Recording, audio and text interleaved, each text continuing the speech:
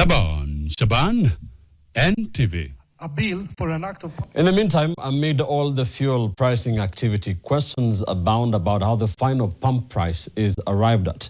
NTV's Brian George Otieno now with a breakdown of what makes up the cost of a litre of fuel. Take a look. It's exactly 1 day after the revision of value-added tax levied on fuel products from 16% to 8%. And we are roving around Nairobi just to find out how these prices compare on two folds.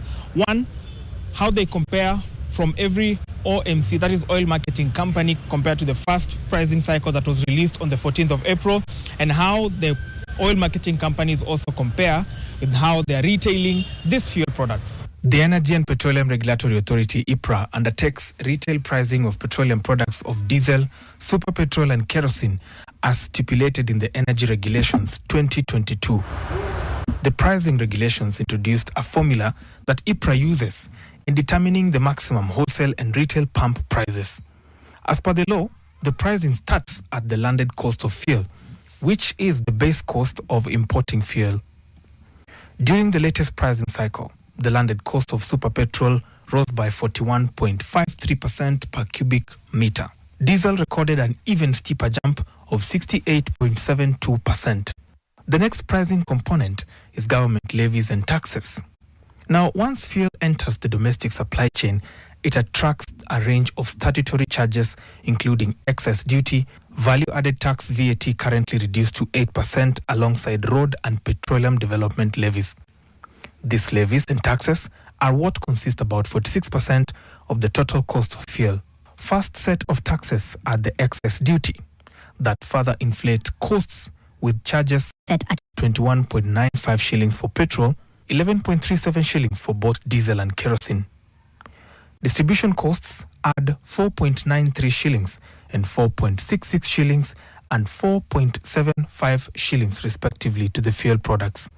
Overall taxes and levies now account for 82.09 shillings per litre of petrol, 74.9 shillings for diesel, and 68.03 shillings for kerosene, playing a decisive role in determining the final pump prices. From this point, further adjustments are made to account for losses during transportation and delivery, pushing the prices even higher. In the latest review, retailers applied an average margin of 11.25 shillings per litre across all the three products, while wholesalers charged 6.14 shillings for petrol, 6.06 shillings for diesel in margins, and 5.99 shillings for kerosene.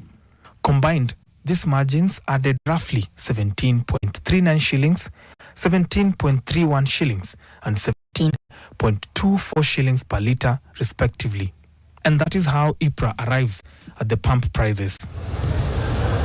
So when all elements, including landed cost, taxation, distribution and importers' margins are factored in, the best price of super petrol at 197.6 shillings, diesel at 196.66 shillings, and kerosene at 194.32 shillings is arrived at. If we go to economic theory and taxation theory, VAT has never been on petroleum products. For us as Kenya, we decided that VAT should be there, a few other countries, but from a taxation theory perspective, VAT should be exempt. And there's a reason. The tool that should be used on petroleum products is excise duty. So that should have been an easy one too. So let's go back to history and send back VAT to exemption. The VAT reduction is temporary as it expires on 14th July. If the Strait of Hormuz situation will not have stabilized by then, the May and June pricing cycles could bring further increases once that cushioning is removed. Even with these prices, after the revision of the VAT down to 8%, Kenyan fuel prices still compare quite highly with other East African community countries. Brian George Otieno, NTV, Nairobi. Now, the government now wants the opposition to call off